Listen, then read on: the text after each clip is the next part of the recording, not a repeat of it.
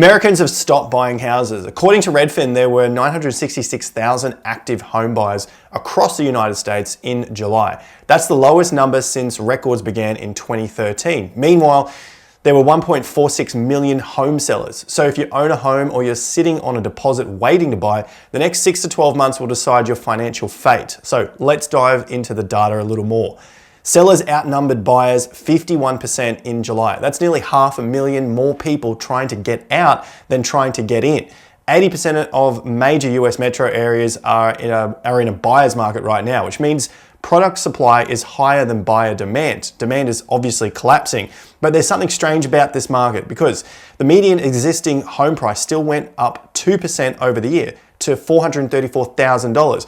Buyers are vanishing, but house prices are still holding. This is not what you see in a typical market meltdown. So today I want to walk you through 4 things. Firstly, why American buyers have disappeared and what your payment maths looks like right now. Then why the sellers can't leave either and why the institution everyone assumes will fix this isn't coming. Thirdly, where the cracks are already showing, metro by metro. And finally, how every piece of this lines up almost perfectly with the 18-year property cycle. So let's get into it. But before we do, if you've never properly gone through this cycle, I put together a free workshop where I break the whole framework down step by step. It tells you why these booms and busts keep repeating the same pattern, where I believe we sit right now in this cycle, and what I'm doing as we move into that next stage of the cycle. This is important because there's a buyer-seller gap like this. When we see this, it means something very different depending on where you are in the cycle. And the workshop helps protect you from the worst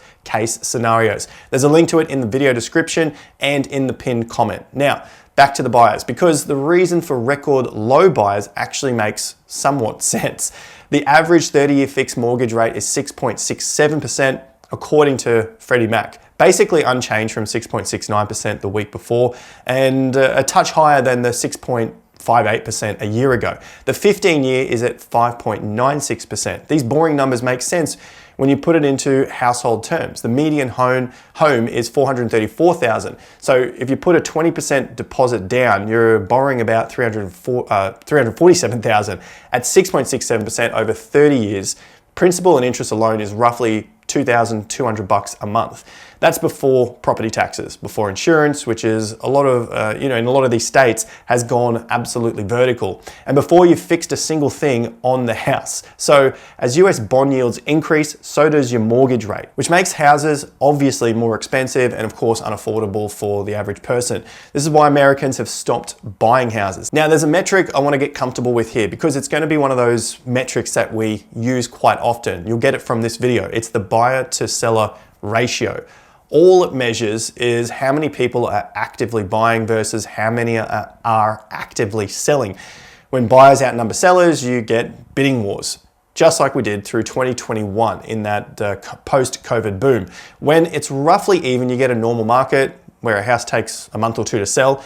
When sellers outnumber the buyers by more than 20 to 25%, buyers run the market and price becomes negotiable. We're seeing properties sit on the market for 6 months, 12 months, in some cases, almost 2 years. Nationally right now, sellers outnumber buyers by 51%. That's just shy of the all-time record of nearly 52% set back in December. Buyers own the room right now. First-time buyers were just 29% of existing home purchases in July. The long-run normal is closer to 40%. So there's a structural hole in the market because a first-time buyer is the only new participant in the market. Everyone else is trading a house for a house when they sell a house to buy a new one. The first-timer is trading a paycheck for a house, just getting straight into the market for, as it says, the first time. And the $2,200 a month before costs, the average paycheck can't really afford a house at this rate. So the obvious question is, who's supposed to fix this? For about 20 years, the answer was always the same institution. It was the Federal Reserve. It comes along, cuts interest rates. Mortgage rates fall, houses become more affordable, buyers come back, and the demand returns, rinse and repeat. The mechanism isn't available this time. The Fed held its interest rates at 3.5 to 3.75 at the July meeting. That was a 5th hold in a row, and the vote was 9-3 amongst the committee. The other 3 members wanted rates higher. That's not a committee looking for an excuse to rescue housing. And here's the part most people get wrong, so let me be clear about this, because most people think the Fed sets your mortgage rate. Your 30-year mortgage is priced off long-term government bonds. When the US government borrows money for 10 to 30 years, the rate it pays sets the starting point for your mortgage. Your lender then adds a bit on top to cover the risk of you missing the payments. So when long-term government rates are high, mortgages are high. And right now, they're high. The government is paying around 4.65% to borrow for 10 years. And earlier this year, the 30 rate touched 5.2%. And literally just as I'm filming this, it went to 5.3%. Now, these are the highest numbers since 2007. Remember, the Fed controls the short-term rate. The bond market controls the long-term ones. Your mortgage is more affected by what the bond market does. So why is the bond market keeping rates high? Because there's inflation fears. CPI, the official measure of how fast prices are rising, came in at 3.4% in July, much higher than the normal 2% target, but core inflation, which ignores food and energy, is at 2.5%, which is the lowest since 2021. The reason why inflation is hot is because energy prices are 15% higher than a year ago, and it doesn't look like things are getting better in the short term. Producer prices, which measures what businesses pay for their supplies, before anything reaches the shop, rose 4.7% year over year. These businesses eventually pass their costs on to the consumer, so when producer price rise, the price of everyday goods follow a few months later. The bond market can see all of this, which is why it keeps demanding higher rates. Because a bond pays you a fixed rate for years. So when inflation rises, lenders demand a higher rate up front. Otherwise, rising prices would eat their entire return before they get paid back. When you take everything into consideration, high interest rates are needed to bring inflation down, basically curb all of that spending, to eventually bring the bond yields down, to eventually bring mortgage rates down. We're at stage one, so there's no rescue coming from the Fed anytime soon, and the trajectory is still on the way up, unfortunately. And this is all while households are struggling more and more. July payroll, which measures jobs added to the US economy, fell by 23,000, and the May-June were revised down by a combined 100,000 between them. Unemployment is 4.1%, which isn't so bad for now, but retail sales fell 0.6% in July, which shows consumers' spending is slowing. What I'm trying to say here is buying a house is not purely a rate calculation. It's a bet that you'll still have your income in 3 years, which isn't guaranteed in this economy. There's a second problem here, and that's bigger than the lack of buyers. The sellers can't move either. This is a lock-in effect, and it's the single most underrated force in American housing right now. In plain English, millions of people refinanced or bought during 2020 and 2021 at rates around 3%. So selling means handing that loan back and taking today's rate instead. Go back to our median house, and that's $347,000 loan. In the 2020 was 3%, so it's about $1,500 a month. Now at 6.7%, it's about $2,200, so nearly $700 more every single month with today's rates. That's what happens when you have to move. The Philadelphia Fed, that's one of the central bank's research arms, put a number on this behavior. For every 1% gap between the mortgage rate a homeowner has and the rate they'd pay today, there's a chance of selling drops by about 18%. So someone sitting on a 3% loan looking at 6.5% today is roughly 60% less likely to sell their home. The surveys show the same thing. Around 35% of homeowners with a rate below 6% say they'd never give it up. For people holding a rate below 3%, that number rises to 52%. More than half of them plan to keep their home purely to keep the loan. Now, home buyers are starting to feel the strain too. At its peak, 24% of US mortgage holders had rates below 3%. That's now fallen to roughly 20%. And the share of homeowners now paying 6% or more has taken over the 3%. So the mortgage book of America is slowly changing hands, one expensive loan at a time. And the people taking those expensive loans are under real strain. That's 44% of high-rate borrowers say they've cut retirement contributions to cover housing costs. Meanwhile, 51% of homeowners now say they'd be uncomfortable buying at any current mortgage rate. 2 years ago, that number was 38%. This is what being removed from the buy side looks like. Now, I know what you are thinking because I get this in every comment section every week. None of this feels real. Your neighbor just sold fine and prices in your area are still up. And in some cases, you're obviously right because downturns in property never arrive as one national event. The rollover is in roughly specific order. First, the metros that ran hardest in the boom and added the most supply. Then secondly, the price tiers that depend on borrowed money, Last, the house you live in with a fixed rate you've had for 5 years. We've already started to see the cracks in some of those metros. Miami has 154% more sellers than buyers. Nashville, 150%. Houston, 130%. San Antonio, 116%. And Austin, 112%. Those are the exact cities where people were writing offers above asking prices 4 years ago. Regionally, in July, the South fell 3% for the month. The Midwest, 2%, while the Northeast was the only region to post a gain. And there's a clear price split making data look better than reality. Sales of home price over $1 million jumped 15% over the year. Cash at the top is still transacting. Everyone below it seems to be stuck. By the time the national headline confirms the turn happened months ago in Miami as a particular case. Now, none of these prices make much sense on their own. Record low buyers with prices still rising. Sellers who can't sell and buyers who can't buy. A central bank holding while 3 of its own members want to hike, and they only click into place when you see the rhythm running underneath it. What we've talked about before is your 18-year real estate cycle, roughly going up 14 years and 4 down. Fred Harrison mapped it out in the UK with over 300 years of data, and Phil Anderson used it in the US with just over 200 years of data. Harrison talked about a crash coming in 2008, years before it happened, and then we saw the bottom in 2011, 2012. So count forward 14 years from that low, basically right around now, in the phase called the winner's curse. This is the phase where the last buyers pay the highest prices with the thinnest deposits at the worst possible moment in the cycle. The first confirmation signal of a crash has always been the home builders. The homeowners can sit tight for years. A builder has to sell houses every single month to pay its staff and its loans, of course, the land that they hold too. So you can track market stress from builders first. Let's take a look at the builders today. D.R. Horton, the largest builder in the country, told investors this year to expect less revenue and fewer completed sales than it originally promised. They've also shrunk the houses they're building. The average D.R. Horton homes are about 5% smaller than 5 years ago, and their average selling price is down to around $362,000, while the average new home in America costs about $516,000.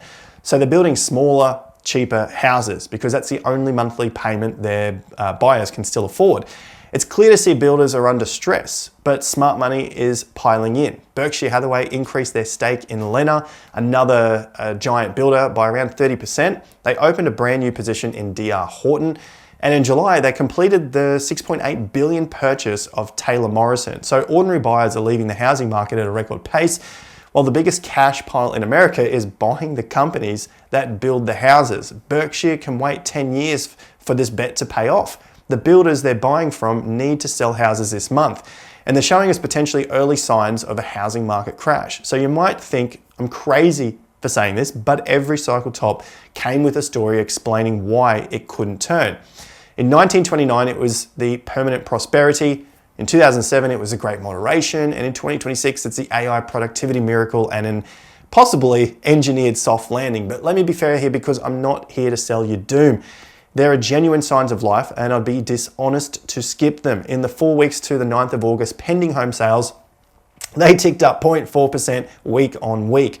Mortgage purchase applications rose by around 3%, and Mortgage Bankers Association had total applications up 3.6%. New listings also climbed 1.7%, the biggest weekly increase in 5 months. So I'm convinced this is not 2008. There's no flood of speculative supply. Credit standards are far tighter, and existing homeowners are sitting on enormous equity, which makes me think I could be early to my, let's call it a crash prediction. Tops are a process, and this can grind sideways for far longer than the bears have patience for.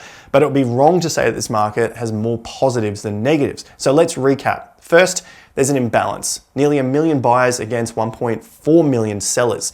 The 51% gap isn't obviously healthy. Secondly, 80% of major metros have flipped to buyers markets. US home buyers are collapsing region by region. Then there's the financing, a 30-year fixed at 6.6%, a Fed holding at 3.5 to 3.75, with 3 members wanting to hike. And producer prices are still up 4.7% over the year. Inflation is keeping mortgage rates higher. And lastly, the freeze. First-time buyers at 29% against a 40% norm. A nearly $700 a month penalty on anyone giving up a 3% loan. And 51% of homeowners saying no rate today looks acceptable. Three separate forces all pushing the same way, which brings me back to that record low buyer count. This is what happens when the people who want in can't afford the payments, and the people who could sell can't afford to leave. So here's what to do with all of this. If you own your own home and your repayments are comfortable, you don't need to do anything dramatic. You're in the strongest position of anyone watching this, but don't build your plan around refinancing at 5% next year, because the Fed's own committee has 3 members arguing the other way. Then run one number this week. How many more years do you need to stay put for your current loan to still be the right call? If you bought in the last 18 months near the highs possibly in your area, or you took a builder's rate buy down that steps up at some point, this is the moment to act. Don't wait on it. Open your loan documents, find the exact date that the rate resets, then stress test the household budget at 7.5, not at 6 3/4. If that figure scares you, start putting the difference aside now until you've got about 6 months of repayments in cash. I know it can be tough, but you'd rather act on it now than be forced to act.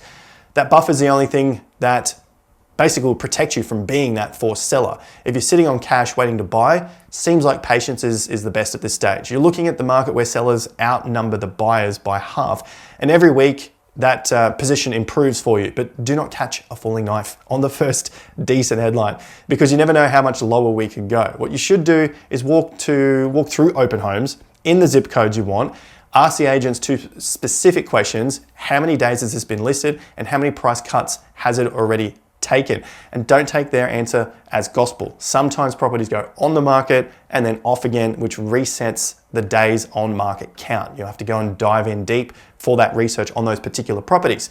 And if you're an investor carrying leverage, understand what changed. Investors bought 23% fewer homes in the first quarter than a year earlier, and roughly a quarter of them are paying cash purely to bypass financing costs. You shouldn't be going all in on the one bet here. Now I have 3 things for everyone to watch from here. Watch the buyer-seller gap, like we talked about in the video. If it drops back under about 25%, my read is wrong and the buyers are returning. If it pushes through that 52% record, things are getting worse. Next, watch the 30-year fixed. Sustained under 6%, and there is a real possibility things start to thrive. Back above 7%, and the transaction volumes take another leg down. Watch the first time buyer share. Back into the mid-30s means affordability is healing. Under 27% is a cause for concern. So with those 3 numbers, they'll tell us whether we're right, early, or wrong. And if you want the full framework behind everything we talked about today, exactly where I think we sit in the 18-year cycle and what comes next, don't forget the free workshop is linked in the description and the pinned comment. Now, want to hear from you guys. Do mortgage rates drift under 6% and this buyer drought turns out to be the bottom of the freeze, or do sellers keep piling in against a shrinking pool of buyers until prices start falling? Drop your calls in the comment section. I'll read every single one and reply to as many as I possibly can. I also cover charts, stocks, commodities, and Bitcoin on my other channel, Jason Pizzino, and there's a link to that in the description too. I'll see you guys in the next video, or hopefully at the workshop very soon. Until then, take care and peace out.